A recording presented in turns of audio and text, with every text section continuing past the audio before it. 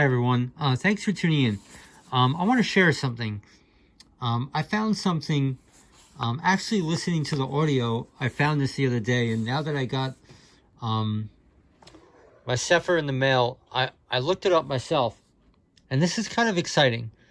Now, in my studies, there's something I found in the Testament of the 12 Patriarchs, specifically the Testament of Reuben. We have some verses that pretty much tell a backstory to the fall of the angels that's not necessarily in the book of Enoch. And what that is that, from my understanding, now the Testament of Reuben is all about staying away from fornication. Now there's these two very peculiar verses, and it serves as a backstory of the fall of the angels that we find in Enoch chapter 6. For thus they allured the watchers. All right, this is talking about women. For thus they allured the watchers who were before the flood. For as they continually beheld them, they lusted after them, and they conceived their act in their mind. For they changed themselves in the shape of men, and appeared to them they which were their husbands. And the women lusting in their minds after their forms gave birth to giants. We all know the story. But pretty much the point here is what this is saying that's not in the book of Enoch is when the angels came down to earth, the women lusted after the angels. And that just makes sense. Okay? I mean, in Enoch chapter 6, we hear that the angels lusted after the women, but clearly when we see angels coming down in human form on the earth, the women are going to lust after them.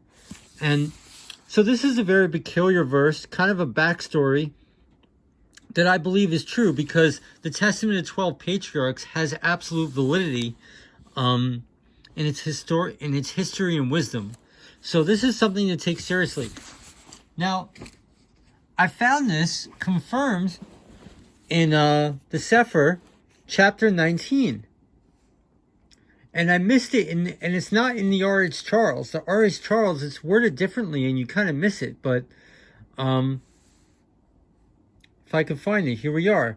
For in the great day of judgment, with which they shall be judged until they are consumed, and their women also shall be judged, who led astray the angels of heaven, that they might salute them. So, I think this is confirming what we read in the Testament of Benjamin, I believe that was. Because in R.H. Charles, here's my R.H. Charles version, you miss it. Where we are, chapter 19. The great judgment in which they shall be judged till they are made the end of. And the women also of the angels who went astray shall become sirens. I don't think this is properly translated. But it seems we have what we read in Testament 12 Patriarchs confirmed in Enoch 9, at least in the Cepher version. I believe this is a more accurate translation because we read of it in the Testament of 12 Patriarchs. So it's pretty cool. I'm going to leave a link below to a video that I did when I like a year ago when I was studying this stuff. It's worth watching because I pretty much go to the Museum of Natural History and I'm searching for the answers of how the dinosaurs came to be. And I do a video right in front of the T-Rex in the middle of the museum, telling the story of Enoch and telling this backstory. And I literally clear out the entire museum. A guy tells me I'm crazy. The room empties by the time I'm done with the video.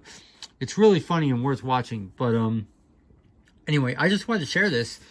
This is a confirmation to what I found in my studies that I was only kind of, weary about. This is a confirmation, a little backstory.